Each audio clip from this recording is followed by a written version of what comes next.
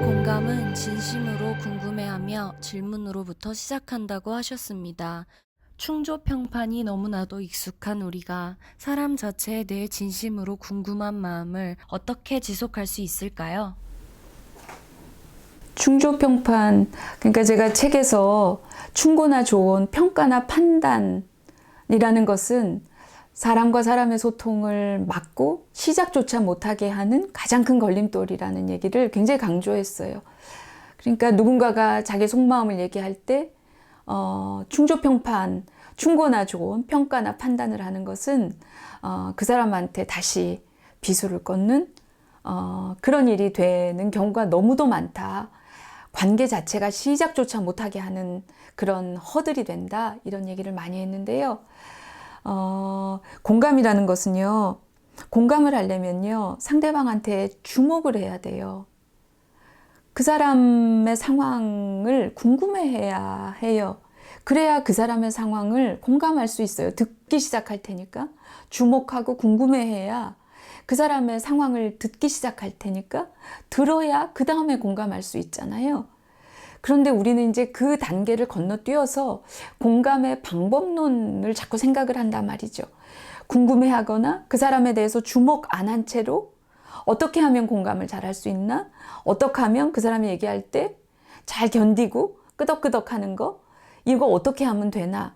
뭐 이런 생각을 방법론적으로 하는데 그런 것은 아닌 거죠. 근데 어쨌든 공감을 하려면 그 사람한테 주목하고 집중하고 듣기 시작해야 되는데 반사적으로 충고나 조언이나 평가나 판단부터 나오니까 그것이 안 되는 것은 너무 당연하죠.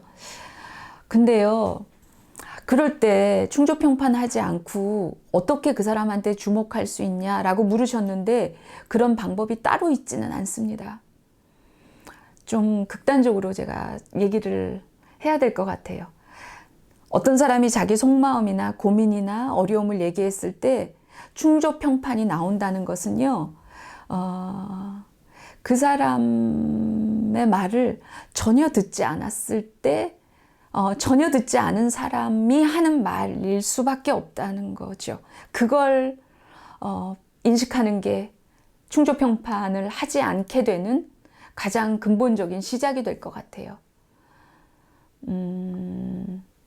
그 사람이 자기 속마음 어떤 어려움을 얘기했는데 야, 신입 때는 다 그래 라든지 내가 그 맘 때는 이러이러했어 라든지 그런 경우는 좀 이렇게 해야 되지 않니 라든지 이런 것들이 우리가 사람의 속마음이나 어려움을 들었을 때 하는 충조평판 같은 얘기들인데요. 그런 것들은 그 사람의 개별성에 한 발짝도 들어가지 않고 얘기하는 일반론이죠. 과거에 책에서 봤다거나 과거에 내가 했던 여러 경험의 일반에서 도출이 된 결론이거나 세상 사람들이 흔히 하는 그런 어떤 일반론에서 나오는 것이 충조평판이죠. 네가 좀 너무 예민해서 그런 거 아니니? 네가 좀 너무 좀 내향적이어서 좀 그런 문제가 있는 거 아니니? 라든지 뭐 여러 가지 이제 이런 평가 판단도 마찬가지죠. 그 사람의 지금 here and now 상황에 더 주목하고 깊이 물어보고 집중하지 않았을 때 나오는 이야기라서 그거는 관계가 시작도 되지 않은 상황이라고 볼 수 있을 것 같아요. 어떤 아이를 키우는 엄마가요, 이 책을 읽고 어느 날 5살짜리 자기 아들이 아침에 일어나서 눈을 뜨자마자 엄마한테 막 와서 갑자기 이런 얘기를 했대요. 엄마 가슴을 부셔버리고 싶어. 이런 얘기를 아이가 잠에서 깨자마자 했다는 거예요. 5살짜리 아이가. 그래서 엄마가 깜짝 놀라고 어머, 아이가 왜 눈 뜨자마자 이렇게 공격적인 험한 얘기를 하나 이렇게 생각이 번뜩 들었는데 책을 읽은 생각이 나서 물어보자 이런 마음을 먹은 거죠. 그래서 물었대요. 5살짜리 아들한테 왜 어떤 마음이 들은 건데 엄마 가슴을 왜 부숴버리고 싶은 건데 이렇게 물었나 봐요. 그랬더니 아이가 엄마 가슴 안에 뭐가 들었는지 보고 싶어. 뜻밖의 그런 얘기를 했다는 거죠. 그래서 다시 물었대요, 엄마가.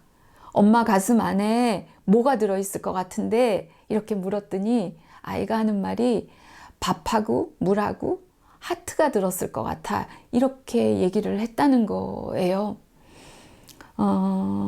우리가 보통요, 아이가 엄마한테 와서 갑자기 엄마 가슴을 부숴버리고 싶어. 이런 얘기를 하면, 보통 어떤 반응을 할까요? 우리가 부모로서? 지레짐작하겠죠? 이거 공격적인 얘기고 나쁜 얘기다. 얘가 지금 나쁜 말을 하는 거다. 이렇게 규정하겠죠? 이렇게 판단 내리겠죠? 평가했겠죠? 그래서 좋게 해봐야 이런 표현 아닐까요? 그런 나쁜 말 하면 안 돼. 엄마 여기가 아프잖아. 아야야 하잖아. 그런 말 하면 못 써요. 안 돼요. 뭐 이런 얘기를 하지 않았을까요? 아이한테 이런 얘기를 물어보지 않았으면 엄마 가슴을 부셔버리고 싶어 라고 하는 이 아이의 마음속에 엄마 가슴 안에 밥하고 물하고 하트가 있을 것 같아 라고 하는 아이의 마음을 우리가 만날 재간이 없는 거죠. 모르고 지나갔겠죠. 아이는 이런 마음이 있어서 엄마한테 얘기한 건데 엄마가 그런 말 하면 안 돼요. 그건 나쁜 말이에요. 라고 했으면 아이는 굉장히 당황하지 않았을까요? 아이가 울음을 터뜨리지 않았을까요? 자기 마음은 그런 것이 아니었는데 엄마가 하는 말이 이게 도대체 무슨 말인지 아이는 알아들을 수가 없고 납득하지 못하지 않았을까요? 저는 이게 우리가 사람과 사람 사이에서 한 번만 물으면 그 사람의 본심, 그 사람의 마음을 알 수 있는데 그 한 번을 묻지 않은 것 때문에 그 사람의 상대방의 마음을 묻지 않은 것 때문에 생기는 사람과 사람 사이의 단절의 아주 상징적인 그런 한 예가 아닐까 싶어요. 충주평판에서 아이의 사례까지 왔는데요. 우리가 사람이 어떤 얘기를 했을 때 잘 납득이 되지 않을 때 한 번만 물어보면 된다. 어떤 마음으로 그런 얘기를 한 건데 지금 그게 무슨 뜻인 건데 어떤 생각이었던 건데 지금 네 마음이 어때서 그런 얘기를 한 건데 한 번만 물어보면 되는데 그 한 번을 묻지 않아서 사람의 마음에 대한 한 번의 질문을 하지 않아서 우리가 충조평판을 그냥 무시로 여러 사람들한테 적용하면서 우리가 사랑하는 사람과의 관계를 다 뚝뚝뚝뚝 끊어놓는 이런 일들을 하고 있다고 생각해요. 한 번만 물어보면 된다. 그러면 사람 마음에 바로 닿을 수 있다. 그 과정이 공감의 과정이다. 공감은 그 사람의 개별성에 눈을 맞추고 물어보고 그 사람의 마음을 궁금해하는 것이다. 그것에서부터 시작이 되고 끝나는 것이다. 그렇게 말씀을 드려야 될 것 같아요.